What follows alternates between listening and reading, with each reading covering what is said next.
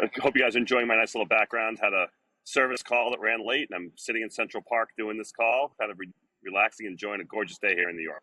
Well, just if we start telling you behind you, and you start running. Appreciate the warning. Thank you. We got your 6. On this show, we're going to have 3 wonderful guests talking about a bunch of stories. 3 of them to choose from are going to be Brinks Home Security and their bankruptcy notification, a tech show for potential consumers in Orange County, California, and one you probably shouldn't miss, employee on-the-job marijuana usage. Be sure to follow us on episode 381 here on ResiWeek. The network for the AV industry. What are you listening to? This is AV. This is AVNation. This is AVNation. This is ResiWeek, episode 381, Half-Baked AV. This is ResiWeek, your guide to all things AV in the residential space. As you can tell, I am neither Tim Albright nor Matt Scott here. It's Uncle Richie, Rich Fregosa.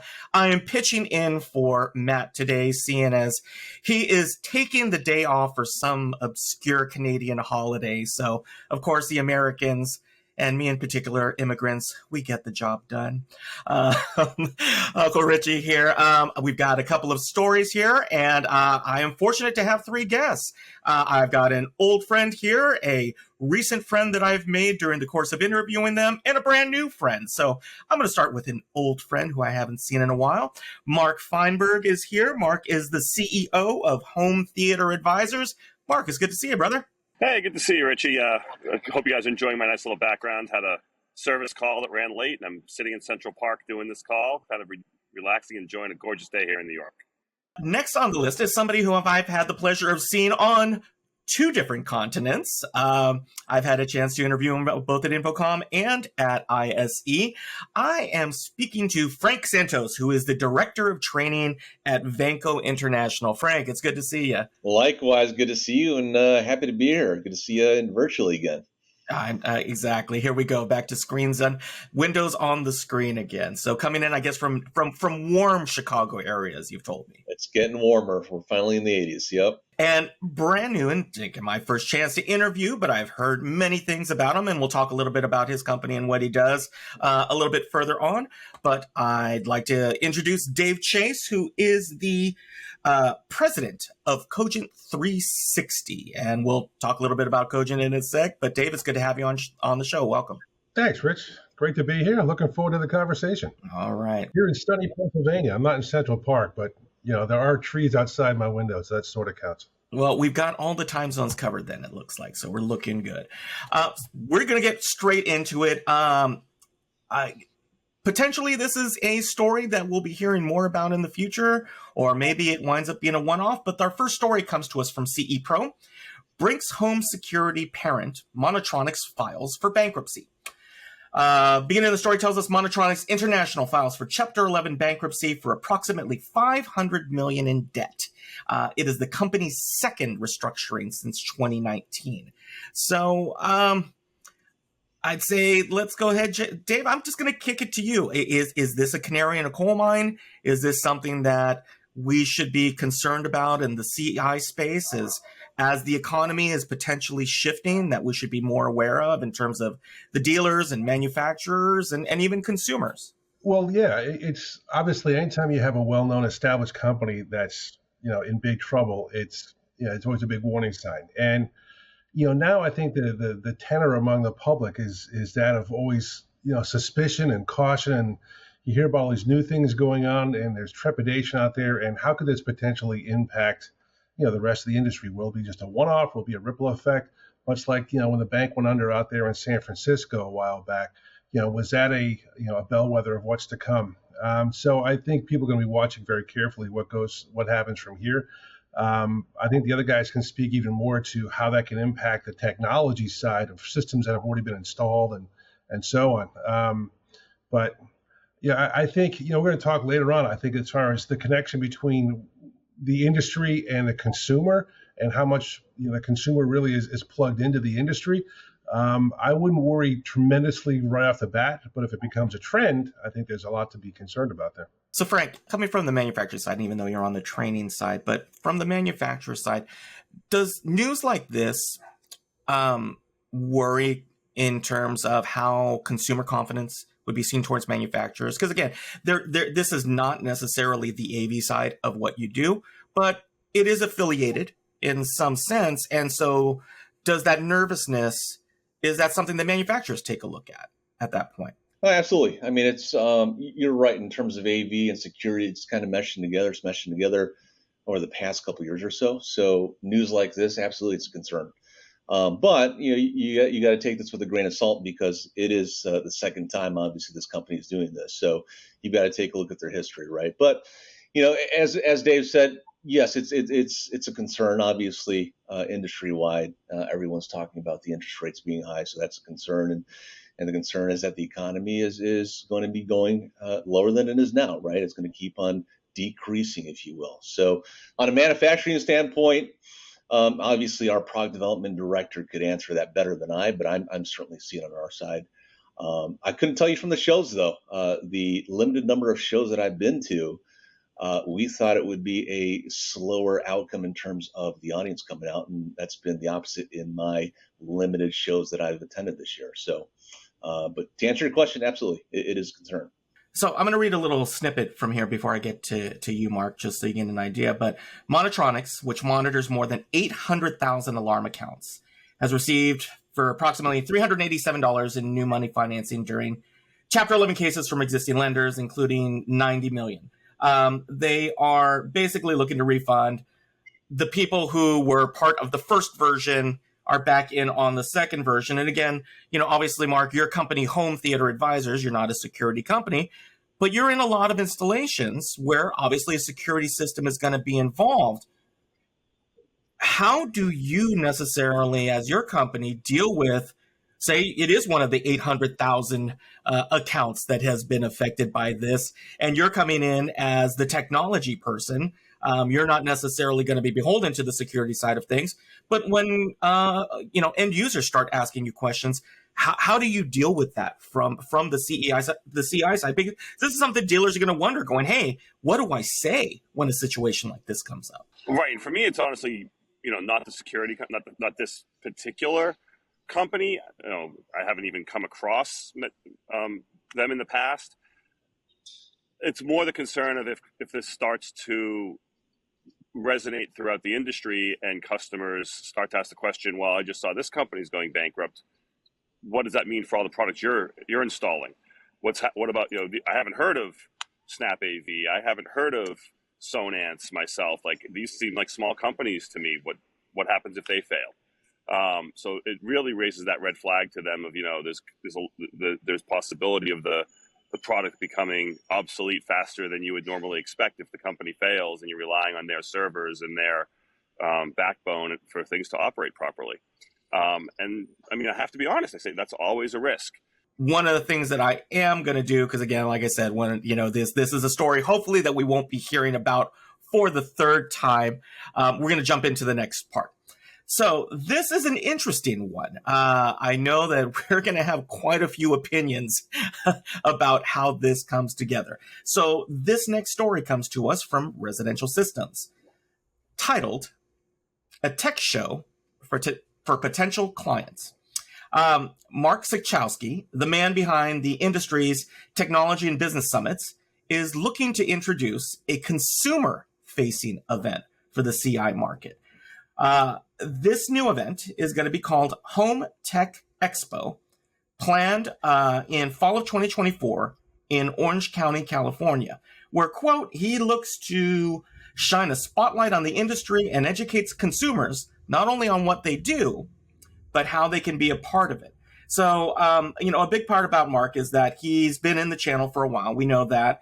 He was the one who started out with Sonance, had a rep firm, but was the creator of the Technology and Business Summits, which was later sold to Cedia in 2018. And so that I do know that a couple of vendors and CI dealers and people have attended these summits. I'm going to go ahead and kick it off. Dave, a basically a trade show? Are we looking at kind of like the county fair pavilion where people come in and take a look at model railroads and then get a hot tub and then they meet CI dealers? I hope it's a little bit more evolved than that, but I got to tell you, I applaud the idea. I think it's terrific. I'm hoping it's executed at a very high level. I think there is absolutely a disconnect between the consumer and the industry as far as does the average homeowner know what is actually possible in their home. I think you've got a bunch of houses out there who've got 9 different smart devices in their house. I've got Alexa, but I may have a doorbell. I may have a security camera. They're all hooked up to different clouds or all these different things. And, if they can actually really be exposed to what's possible in their home and how it can all be done, not only effectively, but cost efficiently, and get a real sense of a customer journey and learn what can happen in their home. Much like if you go to a high-end home show, a really well-done home show, they're packed with people because people love spending money on their homes. And this is a part of the home industry that I think has been really, really underserved. You go to CEDIA and, it's a very, close community. Everyone knows each other and they're excited about the new developments and so on. But how well are we really communicating that to the homeowners? And once the homeowners can see firsthand what's possible, I think it's a terrific potential. I'm excited about the idea. Well, I'm going to take a second. I had mentioned earlier that a little bit about your company because you've got, you're kind of positioned in the market, in an interesting side between kind of the dealers and the front end side and manufacturers and everything else. And part of the services you offer is trade show work and booth design. To an extent, yeah, we do a lot of work in the virtual space. We can create, extremely realistic virtual spaces where manufacturers can showcase all the different products and people can move around in what looks like a completely real 360-degree environment, but click and learn about the products and so on. But the founding principle at the heart of it all is education. And how do we educate our audience? In this case, consumers, ideally, the people who ultimately spend the money. How do we educate them about what's possible in their home? And while we can do it, we focus on the virtual side, doing all different virtual smart homes and expo booths and things. Here's a live event that I think could, go a long way to providing, a tremendous service to the community and really help our industry, because people are going to start realizing, oh, I didn't know we could do this. I didn't know this was possible. I'd never thought of that. And all the things that, really high quality integrators are trying to do every time they meet with a potential client. Let me give you a real customer journey. Let me expose you to what's possible in your home. And when they see that, suddenly, the whole picture of what they want to do changes dramatically in some cases. Well, let's talk about a little bit about this and that, if you were to advise dealers or manufacturers who are going to be, attending this. So, let me just kind of give you the parameters of what they're talking about. So when they're talking about building the Expo, they are going to try to build it similar to what they've got at the summits in the past, where there'll be an exhibit floor with 10 by 10, 10 by 20, 10 by 30, 10 by 40, and 20 by 20 booths. And they're kind of doing an all-in, where instead of, the traditional trade show view where you kind of get your floor space and then you kind of figure it out as you go, they're looking at providing kind of an all-in package to begin with, where, they get their drapes, they get basic Wi-Fi, they're basically establishing it so that you can walk in and do your thing. What would your advice be for, say, if it was a dealer who wanted to go ahead and show his wares in Orange County, or a manufacturer, what would you advise them to do with that space for that impact to the end user? Because again, keep in mind, this is an end user facing show as opposed to a CI dealer facing show. The singular piece of advice I would provide is don't make it about the product. Make it about the experience your products provide. It's not a business-to-business trade show where if you go to CEDIA, you're learning all about Model X and Model Y and Model Z and the differences and so on. The consumer is not so much concerned about that. It's show them what you can do. If you have this, let's say a lighting control system, right, or a whole house automation system, what types of conveniences and peace of mind and security elements does this bring to the table? How can this enhance your life? Not about the specifics of the box that makes it work. So, people want to think about when they go home and they think about what they learned, you want to, have them seeing pictures in their mind of like incredible lighting and, and security and shades and how it enhances the environment, how I can feel more secure in my home and so on. Not about model X, Y, Z. That's great info. Frank, I'm going to kick it to you from the manufacturer side. As the director of training, you've got one job, which is to work with dealers to best how to showcase a product, in this case, Vanco product. But this is obviously going to be kind of near and dear to your heart, where this is, obviously a trade show to be able to, for any manufacturer, to show off what they're capable of. But this is a huge twist because, again, Infocom, CEDIA, the trade summits, ISE, those are not consumer shows. Those are down and dirty technical. People come in, they're looking at the cut sheets. They're going to want to talk to engineers. They want to find out how the sausage is made. That is a completely different experience than a consumer-facing show. How does a manufacturer, if they're going to get involved, how do they adjust their message in order to make it an impact? Because again, it's from an industry standpoint, we all know who Vanco is, in the CI market and the commercial market. But say a consumer who it just, again, they might know, something they've seen on TV ad, but they may not have heard of Vanco. How are you going to how would a manufacturer raise that kind of awareness and separate themselves? I think a couple things. Obviously, with consumers, there's two things that you can do. Number one, you can make it stupid simple, and you need to. Obviously, at these CEDIA shows, at these Infocom shows, we're dealing with integrators, right? So we've got to be very technical. We've got to show them specifications. Obviously, definitely about the experience, but you got to make it really simple for an end user and showcase how easy it is to integrate this technology into their own home, how they can experience it, right? The other thing is, in a booth like that, in my opinion, less is more. So Dave is absolutely right. You don't want to show them black boxes on a shelf. You want to put something on the wall that's going to grab their attention. So you got to work with the technology that you have. Right now with us, we have a plethora of products encompassing 6 different brands. So would I show them batteries or surge protectors? Absolutely not. A black box? Absolutely not. Something like our video bar for a conference room? Sure, maybe, absolutely. Cables? Absolutely not. So you've got to work with technology that's going to come and grab their attention right off the bat. And again, less is more. I would put one product on a wall that's going to grab their attention as they come in.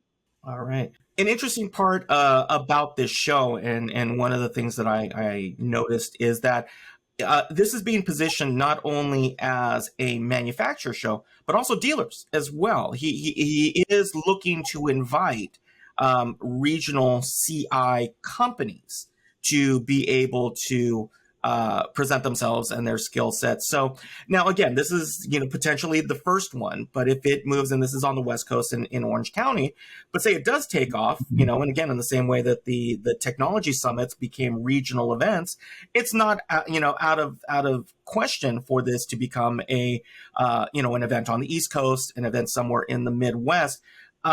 Coming from your view, Mark, as a dealer, if you were presented with an opportunity in your area to attend and present at a consumer facing show, how would you do it? Or if dealers are looking to go into this event, what would your advice be? What would you see as something that would be useful to make the most out of this show? I think it's similar to Frank and Dave said. It's got to be something attention grabbing. It's got to be more like a vignette style than a wall of product. They don't need to see a 5-inch, a 6.5-inch, and an 8-inch speaker. They need to see a kitchen. What would that look like? Or what does a media room look like? Something like little vignettes, I think, is a great way to do it.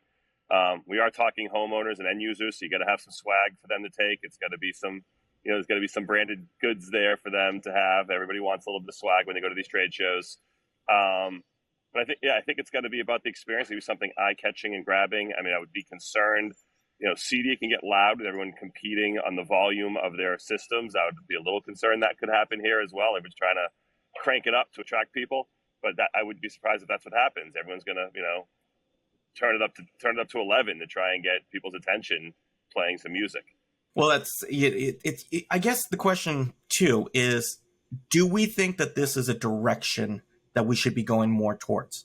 The CI market is obviously changing. You're seeing more and more, people are building experience centers. They're getting away from the traditional, retail shopping experiences. We're seeing brick and mortars are, from the larger manufacturers are, reducing their floor print space, and you're seeing less electronics and more white goods, or it's kind of an interesting wave of where the industry is going. Dave, do you see this as something that's going to continue? Do you see that this might be a one-off? What do you feel would be, is this something that makes sense for the industry? Is this something that everybody should be jumping onto? Or, do you double down with, staying with CDI and focusing on your experience centers or anything else? It's kind of an interesting crossroads, because you are changing your message significantly with the trade show like this. You are, but I don't think the two are mutually exclusive. I think you have CDI, which serves the B2B, requirements where, okay, as a dealer, I need to know what the new products are. I need to know what the details are, what I could and what I will be presenting to my customers going forward. The consumer show, I'd be really interested to see, what happens in the wake of this show. But yeah, I'd love to see it happen on a much wider basis. When the consumers are educated, I think that's what's lacking right now, is that we have an awful lot of industry education.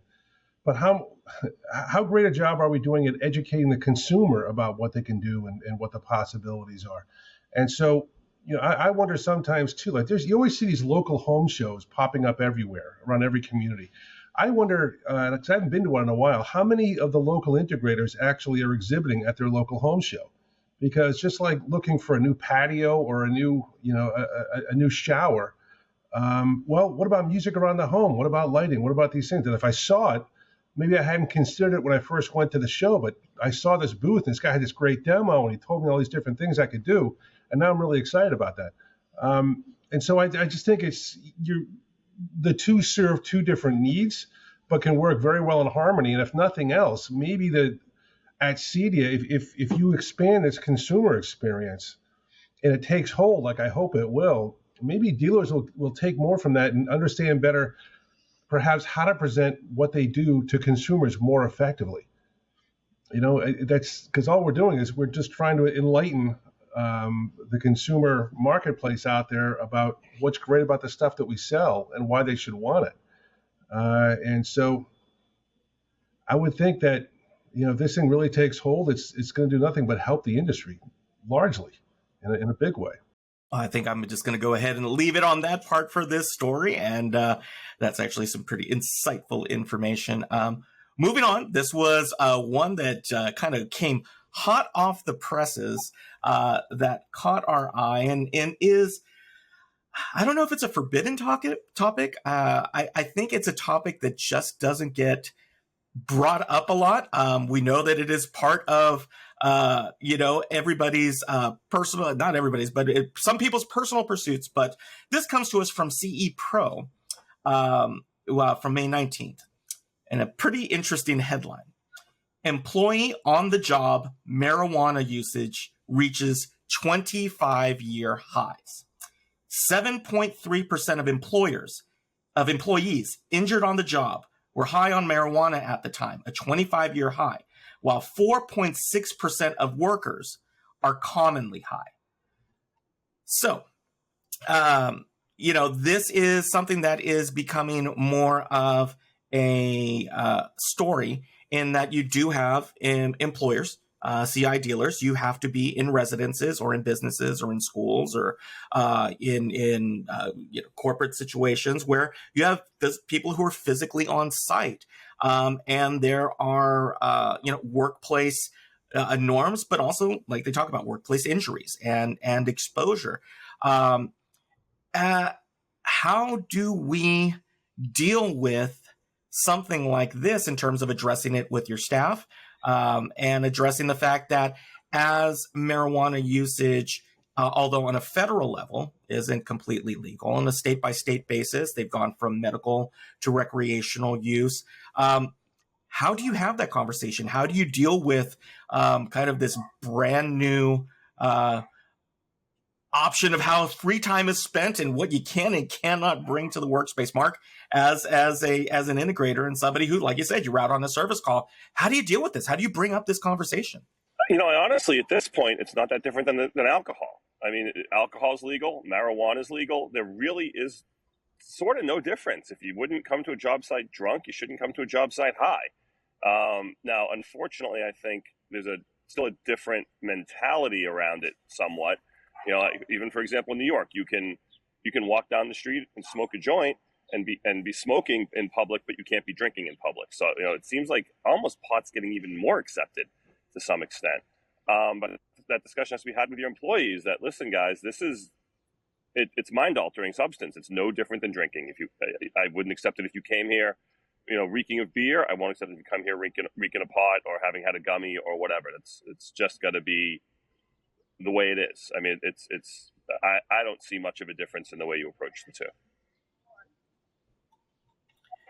So, Frank, I'm gonna jump on over to you. Again, as a manufacturer, you guys aren't necessarily going to be in there, but how do the conversations happen in terms of making sure that obviously the first thing is workplace safety, but the other thing is that the trending, and Mark brought up a great point, right? The usage and the taboo of usage has changed.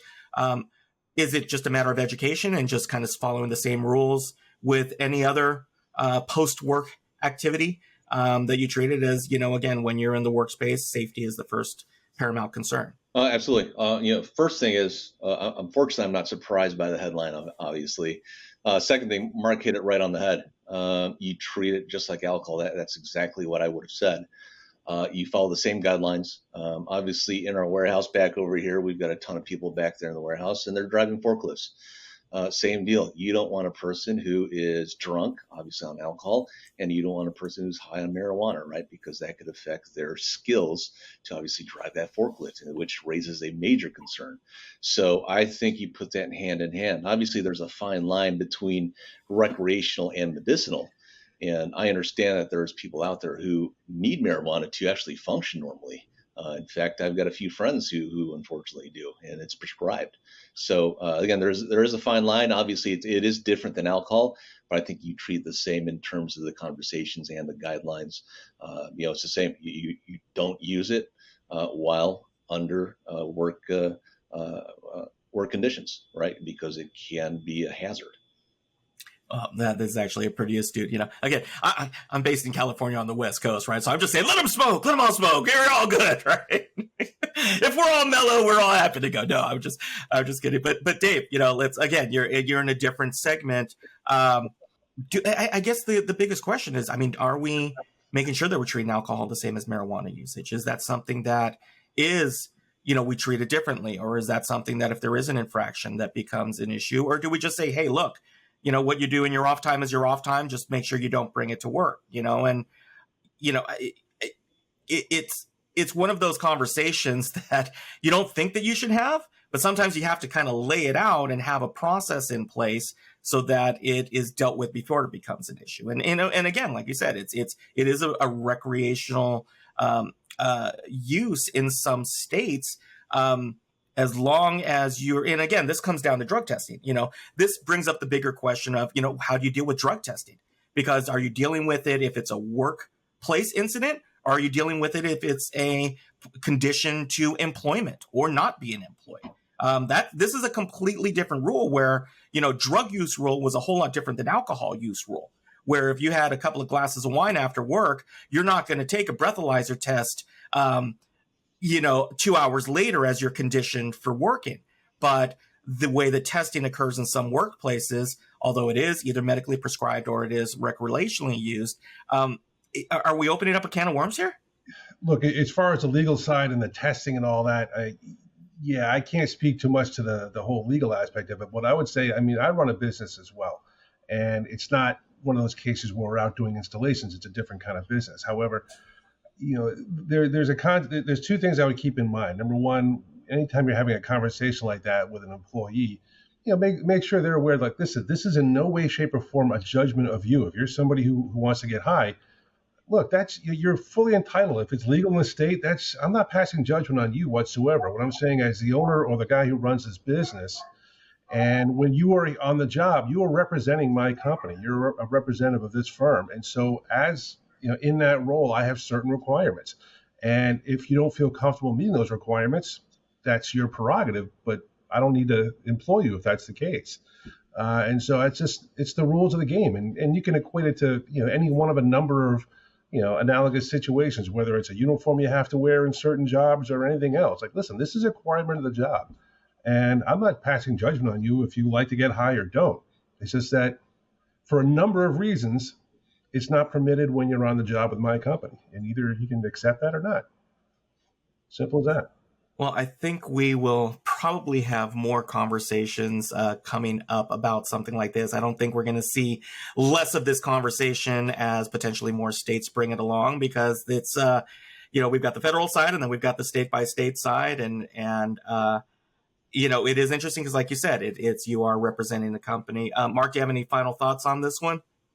No. I mean, I agree with you. It's just going to be, it's not, we're not done with this yet. For some reason, I feel like there's just a different perspective. No one would dream. Very few people dream of showing up to work drunk. For some reason, I feel like a lot of people, it's more okay to show up high, and I don't know why. Well, I guess maybe we'll have that as part of the education track. Exactly. Oh, there we go. A new CD class, how to deal with marijuana. Step 1, don't show up high, right? So definitely not the last we've heard of it. I mean, they're popping up all over the place. We just had one open up right by the house, and they're working on another one even closer by the house. So you're almost having the Starbucks effect with these dispensaries, where it's almost at each corner. So yeah, absolutely, we're going to have this discussion. And I'm going to bring up actually just one thing that caught up, because generationally speaking, we have a brand new workforce that's coming in, right? We're past the millennials and the Gen Z, and marijuana usage for the generation is treated far differently than alcohol, honestly, in terms of the approach to it and the mood about it. Are we going to see a shift in terms of employees coming in who have a completely different viewpoint of that? I mean, is that something that we may have to deal with kind of in terms of relating to new employees, in terms of policy making? Is that something that we're concerned about in terms of even alienating a workforce? I think it's certainly going to be a situation that employers are going to have to deal with. The newer generation coming in, coming out of school, or, the younger folks this is maybe their first real deal job, so to speak. I mean, I've dealt with that in years past. A company that I used to work for, I was a director of product training. It was a big, nationwide retail outfit. And we'd have folks coming in for basic training, which was a multi-week process. So they'd be coming and staying in a hotel for weeks at a time. And for many of them, it was the first time, in this type of a situation. We'd have to give them really, hard conversations and lay out the rules. Like, this is what's acceptable, what's not acceptable. And it's amazing the stuff. We could go on and on about the stories of different trainees and what they would do during the time they're at the hotel, just because they're young, and a lot of them just, they weren't really grown up yet. And if you think about a trade show, right? If you go to trade shows, after parties for trade shows, or when the show floor closes, what do they have? They have an open bar. Not even after the show, on the show floor. Is that something that, again, that kind of thinking forward as it becomes, part of the fabric, of how people unwind, is that something that we're going to have to be concerned with? Not that I plan on it showing up anytime soon, that you'll have a bud tender next to your bartender, but, is that something that, we might see happening as a shift when how people are spending their downtime at industry events? I think it's a bit far-fetched right now to think about people smoking on a trade show floor, because I just don't think that's going to happen. The whole thing about smoking is secondhand smoke and all that. I'm not going to get secondhand beer unless I steal somebody's. And so I don't think that's going to be the case anytime soon. But as far as how far people take this and doing it on the job and so on, I don't know. I just think it's a matter, a large extent, of common sense. And that's, I think, as you get older, that's what you get better and better at, is understanding common sense.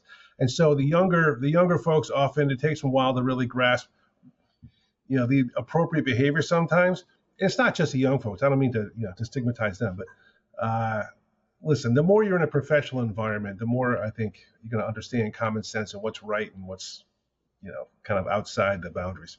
Well, Frank, I'm not going to paint you in a corner. I'm just going to let you nod sagely. on the entire process. Unless there's something you want to go ahead and provide. In terms of marijuana use and shows now, I think it's occurring now unofficially already. You hear stories, you see people, you can tell.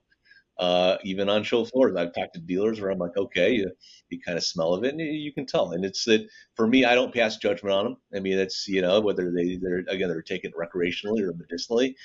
It's some people do it, and I don't pass judgment on it. But it is happening on trade show floors at events unofficially. That's for sure. I was at an event several years ago when it was recently legalized for recreational use, and sure enough, there was a manufacturer who had said, "Hey, come on, everybody, come on out." It was part of the celebration. Yeah. And I was going to say the same thing. Like I saw that in Denver.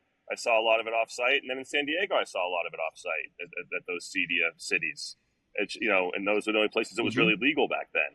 Now it's what is it? It's almost half. It's more than a third of the states. I think it's legalized. So you're going to see it a lot, and whether it's on the show floor after the show, it's going to be there. Well, I think it will be conversations that will continue to come up more. Yeah. It is. I think definitely a bit of a lightning rod of a conversation because it is. It's kind of that tweener phase, and so. I do think that we will be having more conversations about this in the future. Gentlemen, thank you for spending your time with us today. We really appreciate all of your comments. I'm going to go ahead and go around the horn. Frank, if they want to find out more information or get in touch with you or find out more about Vanco International, how can they get in contact with you or find out more about Vanco? Best way is the website. It is vanco1.com. And my email address is franks@vanco1.com. That's the best way to reach the company and myself. Feel free to reach out to me for any questions, any help that you need AV-wise. Fantastic. Dave, thanks for being on. Appreciate all of your insight there. If people want to find out more about Cogent 360, how can they find you on the socials or your company? Where's the best place to find information about you and Cogent 360? You can certainly check out the website, Cogent, COGENT 360.com. Also, I'm on LinkedIn and the other social platforms. You can reach me at DChace, which is DCHACE. Just to be difficult, it's Chace with a C. So DCHACE at Cogent360.com. And again, we do all kinds of training design and immersive and virtual environments. Virtual experience for a lot of the manufacturers, and we also have some stuff we do for dealers as well, so feel free to reach out. Perfect. Thanks, Dave. Well, Mark, thanks for being our correspondent in the field, and bringing us the wonderful outdoor and nature sounds during the interview. If they want to find out more about Home Theater Advisors or you in general, how can we find out more about both? Best about Home Theater Advisors is hometheateradvisors.com or HT Advisors or Home Theater Advisors across the socials. And for me, it's Mark at hometheateradvisors.com or at Mark Feinberg across most of my socials. Fantastic. Well, 3 very interesting views. And gentlemen, thanks for making my job easy while I fit in for Matt. As far as Uncle Richie, hopefully the best place that you can find me would be on our suite of shows and the verticals that we cover here on AVNation.tv. But if not, you can obviously find me on the socials as well at Fregosa on Twitter or FregosaDesign.com is the website for the company. Hopefully you'll also find me on our show with my partner, Steve Greenblatt, where we talk about the control side and automation side of the industry, where a state of control is where you can find us there. But that's all we have for us today. And so we're going to head on out. This is Uncle Richie, Rich Fregosa, for ResiWeek for AVNation.tv.